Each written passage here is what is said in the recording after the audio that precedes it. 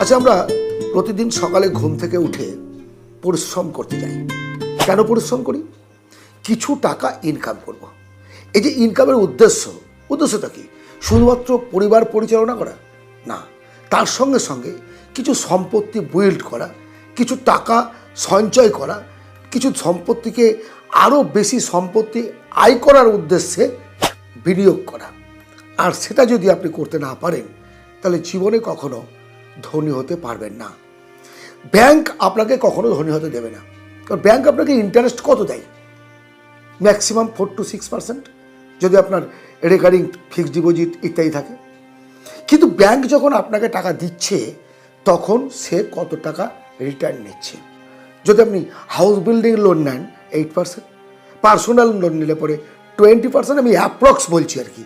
যদি আপনি বিজনেস পারপাসে নেন 20%, আর যদি ক্রেডিট কার্ডের লোনের ট্র্যাপে পড়েন তাহলে 30 to 40%। মানে দিচ্ছে কত আর নিচ্ছে কত, এই জায়গাটা একটু ক্যালকুলেশন করুন। এই যে টাকা দিচ্ছে ব্যাংক, কোথা থেকে দিচ্ছে?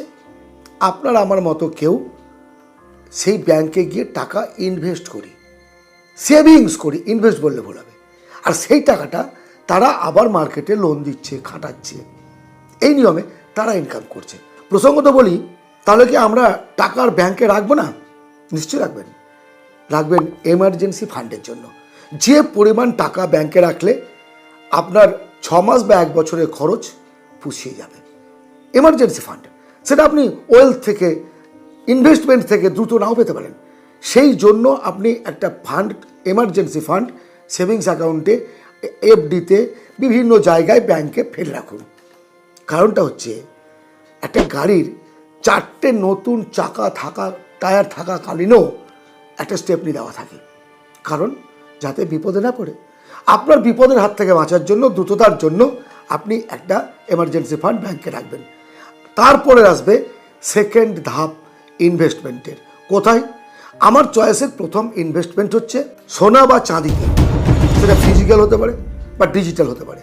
আপনি ব্যাংকে গিয়ে বন্ড কিনলেন সোনার, অথবা চাঁদি কিনলেন। আমি সোনা নিয়ে বলছি, সোনা আজকাল বেশি প্রচলিত বলে। আপনার হাতে 1 মুঠো সোনা আছে, আপনার এমার্জেন্সি টাকার দরকার, যদি কারো কাছে যান, কোনো পরিচিত ব্যক্তির কাছেও যান, যে দাদা ভাই আমার কিছু টাকার দরকার, আমাকে দিন, সোনাটা রেখে সঙ্গে সঙ্গে আপনাকে কিন্তু টাকা দেবে। তেমনি বন্ডের ক্ষেত্রে, বন্ডটা তো সঙ্গে সঙ্গে ভাঙাতে পারবেন, লং টাইমে সেখানে পাবেন না। সমস্ত কিছু ক্র্যাশ হয়েছে, মার্কেট ক্র্যাশ হচ্ছে, ওঠানামা করছে, শেয়ার মার্কেট ধস নামছে, সোনার দাম বাবু কমবে না। সুতরাং গোল্ড ইনভেস্টমেন্ট একটা খুব বুদ্ধিমান ইনভেস্টমেন্ট। আপনি সামান্য পরিমাণে ইনভেস্ট করুন, সামান্য পরিমাণে। আপনার কাছে ফিজিক্যাল গোল্ড কেনার পয়সা নেই বা রিস্ক নিতে পারছেন না, সেক্ষেত্রে আপনি ডিজিটাল গোল্ড কিনে ইনভেস্ট করুন। দ্বিতীয়, রেন্টাল ইকুইপমেন্ট। এটা আবার কি? নতুন মূল্য না, আপনি জানেন, আমি সবাই জানেন। টোটো নাম শুনেছেন, অটো নাম শুনেছেন? না না, টোটো অটো চালাতে হবে কথা বলছি না। একটা টোটো বা একটা অটো কত দাম? 2 থেকে 4 লাখ বা 5 লাখ। এই টাকাটা ইনভেস্ট করে আপনি সেটা যদি কাউকে ভাড়া দিয়ে দেন, পার ডে 500 টাকা, 1000 টাকা, আপনার যে এলাকায় বাড়ি তেমন ধরনের ইনকামের একটা চাহিদা থাকে। আজকে ওলা উবের কি করছে বলুন? ওদের নিজস্ব গাড়ি আছে না? আপনার আমার মতো লোক কিছু গাড়ি কিনে তাদের দিয়ে দিয়েছে, মান্থলি একটা ভাড়া পাচ্ছে, রেন্ট পাচ্ছে। এটা রেন্টাল ইকুইপমেন্ট। আপনাকে একবার চিন্তা করতে হয়েছে, আপনি একবার ইনভেস্ট করে দিয়েছেন, কিন্তু টাকা তখন আপনাকে টাকার বাচ্চা দিয়ে যাচ্ছে, প্যাসিভ ইনকাম দিয়ে যাচ্ছে। অ্যাক্টিভভাবে আপনি যা কিছু করছেন। শুধু রেন্টাল ইকুইপমেন্ট, গাড়ি ঘোড়া এগুলোর কথা বলছি না। আপনি রেন্টে কোনো একটা ভালো বাড়ি নিয়েছেন ভাড়া, কম পয়সায়, এবং কম দামে ওই বাড়িটা ভাড়া নিয়ে হাই রেটে আপনি ভাড়া খাটাচ্ছেন। একটা ফ্ল্যাট বুক করেছেন, ফ্ল্যাট ভাড়া নিয়েছেন, অন্যজনকে ভাড়া দিচ্ছেন। Rental equipment. একটু বুদ্ধিমত্তার সঙ্গে এই কাজগুলো আপনাকে করতে হবে। ওলা উবের তো মোটরসাইকেল পর্যন্ত পরিষেবা দিতে শুরু করেছে, এবং সবটাই কিন্তু আপনার আমার মতো সাধারণ ঘরের ছেলে মেয়েদের ইনভেস্ট করা গাড়ি। এটা কিন্তু মাথার মধ্যে রাখবেন।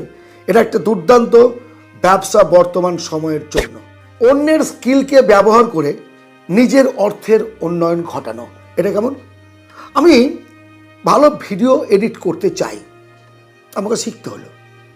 আমি ভালো গ্রাফিক ডিজাইনার হব, আমাকে শিখতে হলো। আপনি একা কত কিছু করবেন, কত কি করবেন? পারবেন না। আপনি যতক্ষণ পর্যন্ত আপনার জন্য অন্য কোনো মেধাকে কাজ করাতে পারছেন, ততক্ষণ আপনি বেশি ইনকাম করতে পারবেন না। আপনার একটা ভিডিওতে যদি 1,000 টাকা ইনকাম হয়, আপনি সেখানে যদি 300 টাকা কাউকে এডিটিং করার জন্য দেন, তাতে কোনো ক্ষতি নেই, কোনো ক্ষতি নেই। আছে কি? আপনি গ্রাফিক ডিজাইন করছেন, আপনার প্রয়োজন, কাউকে হায়ার করে কাজটা করালেন, আপনি বলুন না। আমার এখানে একটা নার্সিংহোম আছে আশাদ্বীপ, যার মালিক প্রকাশ আচার্য। আপনি চিন্তা করতে পারবেন না, তার 4টে ব্রাঞ্চ আছে, 4টে শহরে 4টে ব্রাঞ্চ।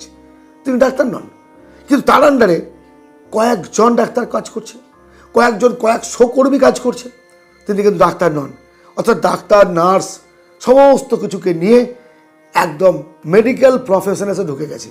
তাহলে আমি মেডিকেল প্রফেশনে ঢুকতে গেলে, নার্সিংহোম করতে গেলে বা চিকিৎসা পরিষেবা দিতে গেলে ডাক্তার হতেই হবে এমন কোনো কথা নেই। আপনি ডাক্তারকে হায়ার করে নিন। বড় বড় কোম্পানি ইঞ্জিনিয়ারদের হায়ার করে। গুগলের সিইও নাম কি? সুন্দর পিচাই। তার মেধা গুগল ব্যবহার করছে। এই জায়গাটা যতক্ষণ পর্যন্ত তৈরি করতে না পারবেন, আমি একা করব, একা কতটা পারবেন? 10 ঘন্টা, 12 ঘন্টা। কিন্তু আপনার হয়ে যদি আরও 3 জন 10 ঘন্টা করে কাজ করে, তাহলে একা একদিনে আপনি 40 ঘন্টা কাজ করলেন। কে পারবে?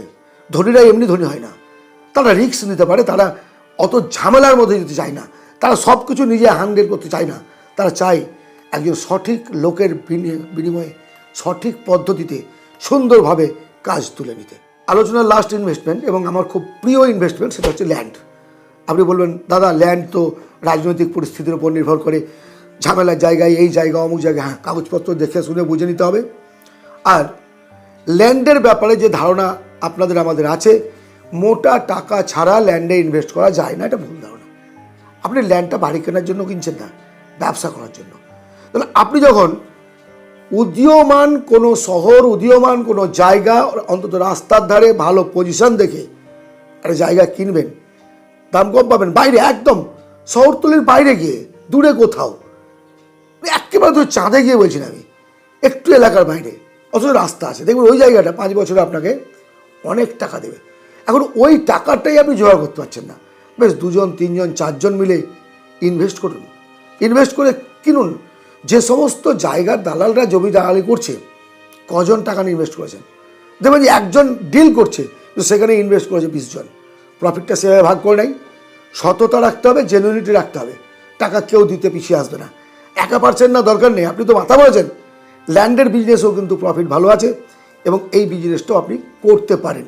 আজকের আলোচিত এই 4টে প্যাসিভ ইনকাম বা 4টে অ্যাসেট বা ওয়েলথ, এই 4টে ইনভেস্টমেন্টের ব্যাপারে আপনাদের যদি কোনো প্রশ্ন থাকে, নির্দ্বিধায় কমেন্টে করবেন। 4 ইনভেস্টের কোনটা আপনার ভালো লাগলো অবশ্যই জানাবেন।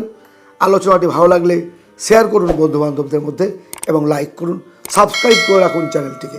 আপনাদের সাবস্ক্রাইব এবং আপনাদের লাইক আমার অনুপ্রেরণা। ভালো থাকবেন, দেখা হবে অন্য ভিডিওতে। ধন্যবাদ।